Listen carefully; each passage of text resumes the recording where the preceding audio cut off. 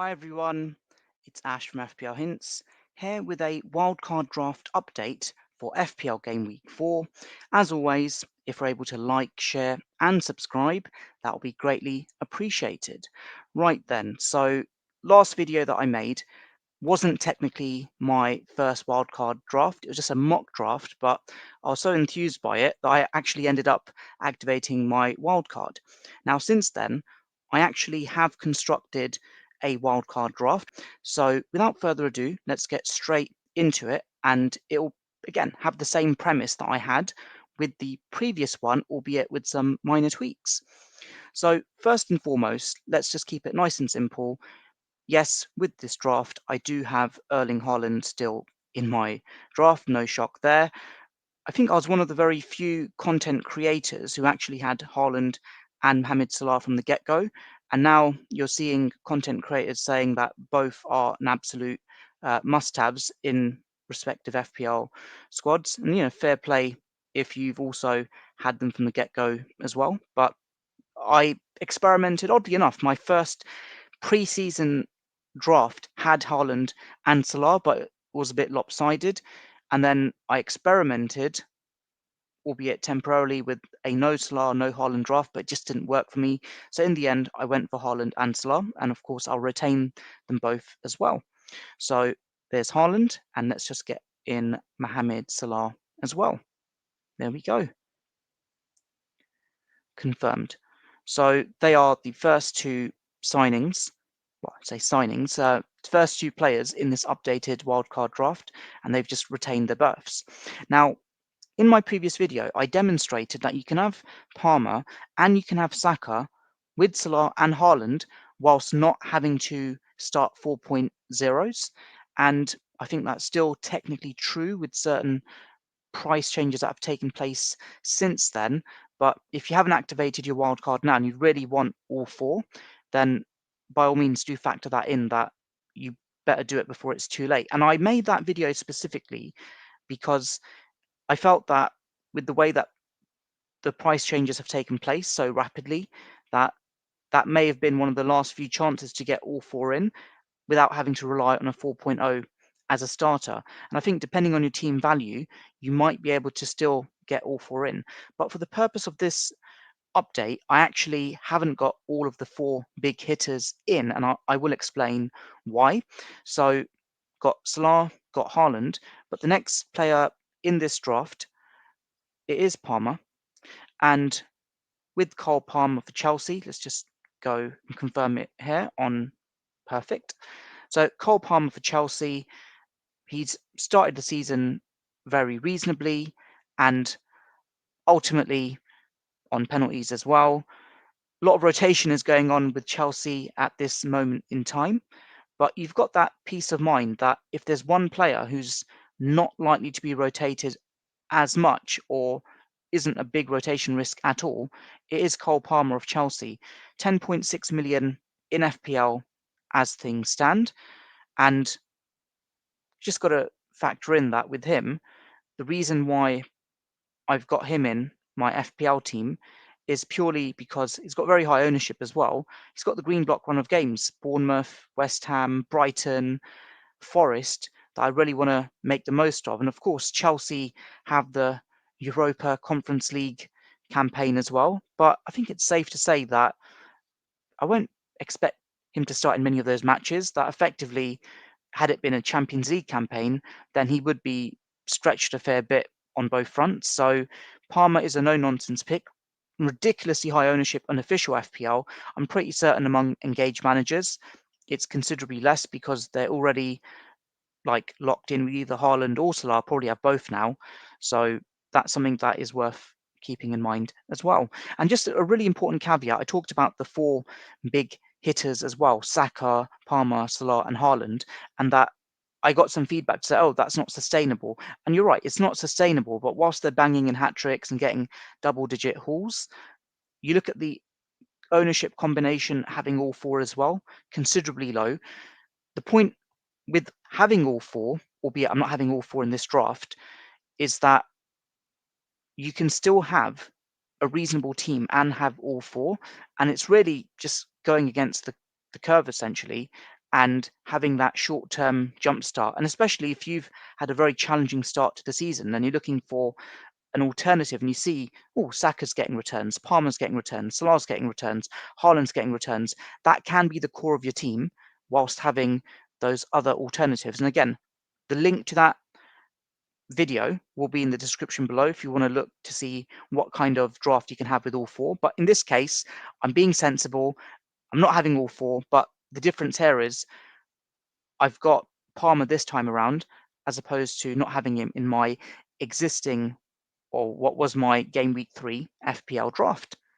So on to the next move now, and I'll probably just go onto a premium defender actually, because that's something that I was concerned about within my own team as well, that I lacked a premium defender, and there are lots of premium defenders who've done reasonably well.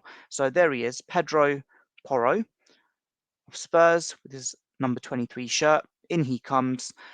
I think with him, absolutely like X vibes player. It's always scary watching him play a match and you don't own him. His ownership seems like reasonably high as well within official FPL metrics as well. So just do factor that in as well. And with Pedro Porro in particular, 5.5 million, I say premium, like I'd say that's borderline premium, but the way that pricing is in FPL, I think he passes that. More than 1 in 3 managers own him. I know he's got the tricky match against Arsenal in game week 4, but then he's got a very reasonable run of games. You can see there Brentford, Manchester United, Brighton, West Ham, Palace, Villa, and Ipswich. And it's like, I kind of mentioned United there. Okay, it's away, it's at Old Trafford, but that isn't the scary match that it once used to be like in years gone by. So I think Pedro Porro for me, for now at least, is in my consideration that if I'm going to have a premium defender, he is literally the only one that I can afford at this moment in time. So I want to come on to my next pick now in my draft, and someone who actually, from an XG perspective, has done very well in FPL, well, in the Premier League in general, and it's Semenyo of Bournemouth. Of course, there was a lot of talk on whether Bournemouth are going to have issues. They've had new replacements as well, post Solanke. But Semenyo, who actually has been reclassified from a forward in FPL to a midfielder, the XG numbers look very promising as well. And I've watched him in a couple of matches, and he just seems like a menace, like around that final third as well. And I think, I accept that with Semenyo in particular, there is the difficult matches against Chelsea and Liverpool as well. Then you've got Southampton and Leicester. Then it gets tricky with Arsenal, Villa, and Man City. He's in my thinking right now, but yeah, the lack of green block games is a concern. But then you look at who he's played. Is it worth having him? I think it's something that you need to factor in. Look at the XGI per 90. It's 0.83, and he's got 3 goal involvements in 3 games so far. So in comes Semenyo. The other player I'm going to get, attacker, if I can get his name right as well. Just make sure I have. Sometimes I spell his name wrong. There he is, Brian Mbumo, Cameroon international, number 19. So he's had a very reasonable start as well, more than reasonable start, in fact. Again, Ivan Toney is no longer part of the Brentford setup, and he had to step up in the same way as Semenyo in many respects. And Mbumo hasn't disappointed at all. That with him, he's got 3 goals from the get-go. And then, of course, Brentford have Man City and Spurs in the next 2 games. Then he has got a very good green block run of games after that from game week 6, West Ham, Wolves, and then you've got Ipswich in the mix and Bournemouth as well. Everton as well, going as deep as game week 12. So the question is that, are you happy to have Mbumo against City and Spurs and then hope for the best? So that is something that has entered my consideration. I'm just thinking to myself that actually, is it too much having both Mbeumo and Semenyo? It probably might be, but you can't go wrong that their form has been very good in this early part of the season. And again, just not looking at those premium attackers, as it were, that there might be like at 7.0, 7.1 price point other attackers from European like competing clubs, but I think Semenyo, Mbeumo and Semenyo, they just offer something different. And if you want to unlock funds as well, you want to downsize from a Bruno Fernandes to an Mbeumo, I think that is worth considering as well. So onto my forwards now. So someone who actually has had somewhat of a renaissance this season and is getting minutes, it's Danny Welbeck of Brighton. So with him and the way that Brighton play in particular, there's always a risk of rotation and also just fitness issues with Danny Welbeck as well historically. But as it stands right now for Brighton, he has started all of their matches.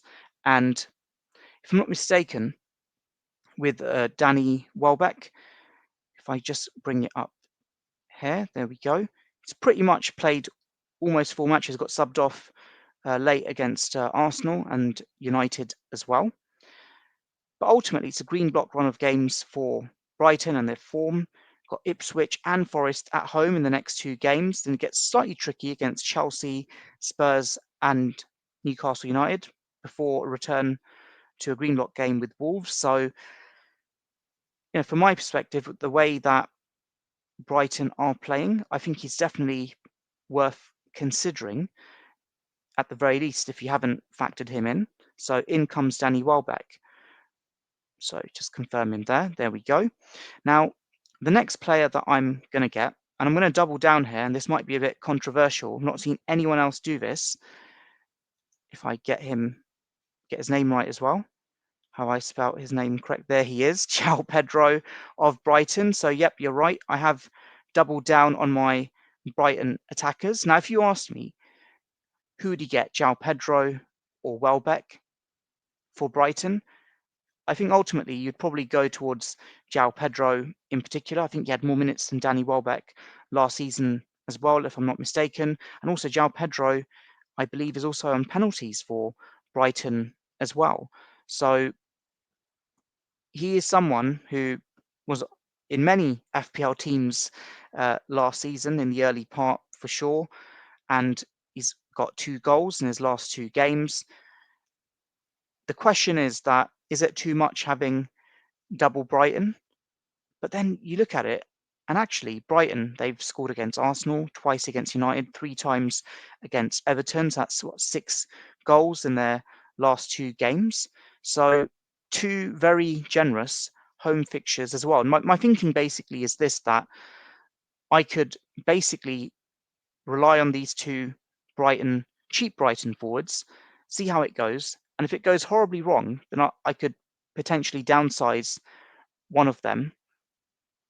But it is a bit of a risk that I'm kind of like not factoring in the long-term green block fixtures, but I'm willing to give it a chance, and they are in my actual draft at this moment in time. And I will flip to my actual draft shortly as well and show you how it's looking at this moment in time.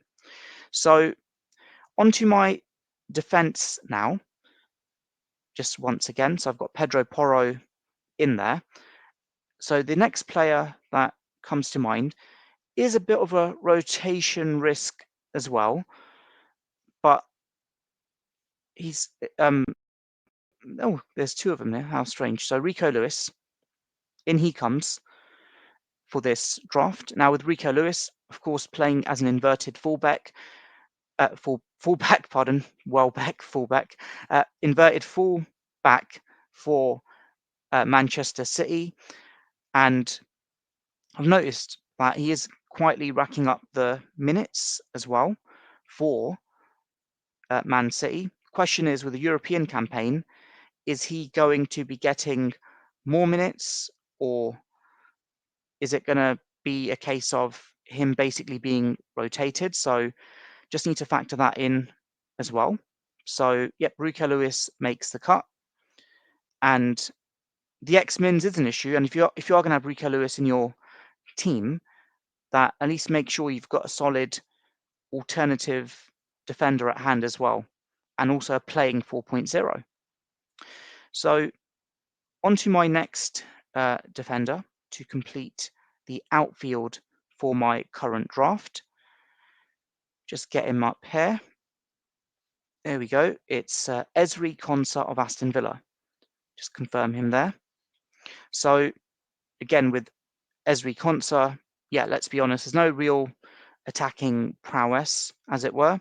So that's not the reason why you're getting him.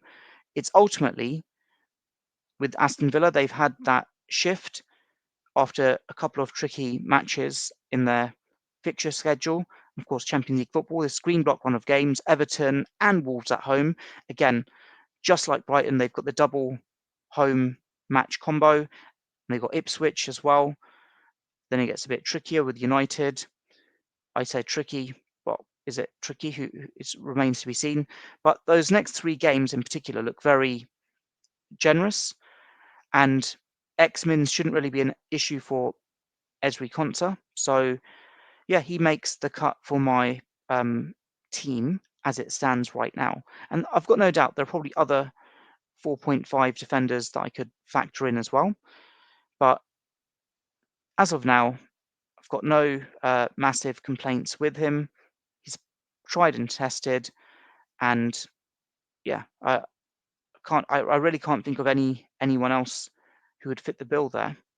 So unless just trying to think, who else could there be?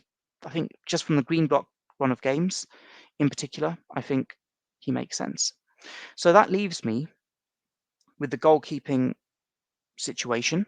So just to recap, I've got Mohamed Salah, Palmer, and Haaland, as well as balance across each of the respective positions in my team. Now, what I was looking for as the goalkeeper, and I did say this time and time again, that on a points per million basis, I would rather rely on a 4.5 goalkeeper because in the long term, they give you more bang for buck, as it were. But I do, at the same time, wanted to factor in an Arsenal defensive cover as well, that they have looked very resolute for the past season and a bit, and they've looked fairly reasonable defensively as well this season. And I can't stretch to a Saliba or a Gabriel with my current draft, but I know it kind of is breaking my logic and rules right now, but I've got to get David Raya in. That with David Raya, cheap entry into the Arsenal defence, and with Arsenal in particular, of course, they've got the tricky fixture against Spurs and Man City coming up, but Arsenal have got a healthy green block run of games coming up. Leicester at home, Southampton at home, Bournemouth away as well. So I haven't got attacking Arsenal cover in this draft at the moment, but I wanted some sort of Arsenal cover, and he should be safe from an X-Men's perspective as well. At the same time, I look at it and think, can I shoehorn in Saka? I can, but that means I won't get Semenyo, I won't get Mbumo, I won't get João Pedro, I won't get Pedro Porro. So is Saka worth it compared to having those 4 in? And the answer right now is no. But the other attacking Arsenal cover I could have, and I do have in my previous iteration, it's Havertz, who's been in my team from game week 1 to game week 3. So I need to give it more food for thought, but I wanted to go for balance in this updated wildcard draft. So that is the starting 11. Now on to the other players to complete the actual 15 itself. So you can see there, I've got Onana in my team as well. Again, by virtue of not having Saka, I can have a very balanced team, in particular with the front 8 as well. So just to show you with Onana, he's had 2 goals in his first 3 matches, and you'd expect X-Mins not to be a massive issue for him, but albeit he got subbed off after the hour mark against Leicester. So I'm happy to have him in my team for the time being. You can see there, we've got a 4.0 player as well in Bednarek. Harwood Bellis was my current defender, but the issue really is that X-Mins or getting subbed off early was a problem. I know it's Mr. Bednarek minus negative points from his past few seasons. It's been a problem, but just willing to have him as a sub 2, sub 3. And then lastly is Robinson as my remaining outfield player. No nonsense pick. Had him as my first transfer to replace Konsa. So 2 assists in his last 2 games, fairly content. And then lastly, goalkeeper, I've got Fabianski. Now, with Fabianski in particular, of course, he came on as a sub for Areola, but I needed a 4.0 goalkeeper to make the maths work here. As you can see, 15 out of 15. And I've got Fabianski as my 4.0 goalkeeper. The reason I've removed Valdemarsson is that if Brentford show that their early season form gets better and better, then I want triple Brentford. And obviously I had Flecken and Valdemarsson in my Game Week 3 team. Kind of would be a waste of 2 spaces if I did that. So just in case Brentford really hit the ground running, let's say I want to then get Wissar in as opposed to Pedro or for Welbeck, and then also get a Brentford defender in as well. I wanted to make sure that I didn't lock out the entirety of my Brentford buffs there. So this is my wildcard draft as it stands, and I'll do my famous super zoom in. Of course, David Raya in goal with this draft, with a back line of Konsa, Porro, and Lewis. Again, all of them have home games. And then the midfield consists of Mbumo, Salah, Semenyo, Palmer. Again, Mbumo and Semenyo, 2 very tricky matches. I haven't worked out who I'm going to keep, but it seems like I might potentially get rid of one, but happy to have both for now, just on form alone. And then that front line of Welbeck, Pedro, and Haaland. Again, is it too much having double Brighton attack? I think in the short term it may not be, but in the long term, let's see what happens. And like I said, I can always switch out one of these attackers if it goes wrong. And then the bench of Fabianski, Robinson, Onana, and Bednarek. So even more balanced than my 4 big hitters draft. And it's probably a bit too sensible for my liking, having Robinson as a sub 1 and Onana as a sub 2. So I think I'll probably switch out Onana for, let's say, a Harry Winks to unlock funds. And I'd be looking to get like a 5.0, 5.1 defender potentially. That I haven't worked out who it would be at this moment in time, but that is something that is in my reckoning as well. So there you have it, a significant change to what the team was on my last video. Let me know in the comments below what you think. Have I got the balance right? Have I got the balance wrong? I want to categorically say this will not be close to my final draft, but it's just giving me ideas in terms of potential players I can pick. And I do know that with Mbumo and Semenyo, it's going to be a close 50-50, and I really hope I don't get that wrong. But yeah, it needs more work, but I think the direction of travel in having at least minimum of 3 premium attackers in Haaland, Palmer, and Mohamed Salah, I think that's an absolute must for me. And then building my entire team around them. And look, I've demonstrated to you that with 4 big hitters, you can do it. 3 big hitters, you get more balance as well. And look at that, without having Saka, I can get David Raya, I can get Pedro Porro, I can get Mbumo, I can also get another Brighton attacker, and also have a very healthy bench. So yeah, most likely I'll do one final update before the Game Week 4 deadline, which should be my final draft. I'm not going to constantly make videos with my updates, but this is where the direction of travel is right now. And ultimately, it's your decision to make. I think a lot of FPL content creators, if I'm being honest, aren't going to have 3 of the big hitters or 4 of the big hitters. They'll have Mohamed Salah, I think, and Haaland in their wildcard draft, and they certainly won't have double Brighton attack, but I think there's a lot of upside with their next 2 fixtures. What I want to factor in my next draft is I don't want to make a short-term draft and then it's great for game week 4. Then it goes wrong for game week 5 and 6, and I have to take -4s and whatnot. Ultimately, with my draft, I want to be in a position whereby I can roll transfers and effectively get to a point where I can get 5 free transfers, which effectively then becomes like a second wildcard, as it were. So let's see if I can get there. But again, need to blend in players who are absolute must-haves with upside differentials as well.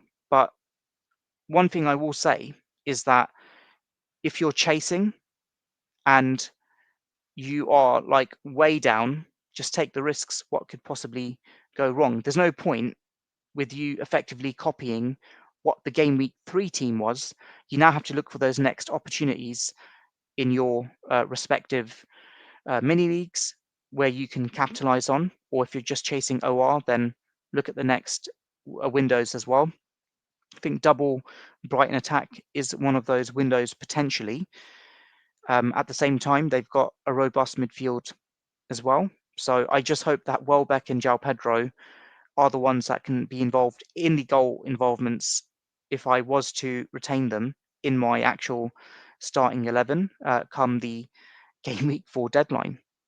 So yeah, just looking at it, and I think Pedro Porro and Raya in that next match could be problematic. So I could potentially switch out Pedro Porro for Anthony Robinson. But yeah, still needs more work. But I hope this gives you further ideas in addition to the other draft that I've done. So good luck tinkering, take care, and all the best.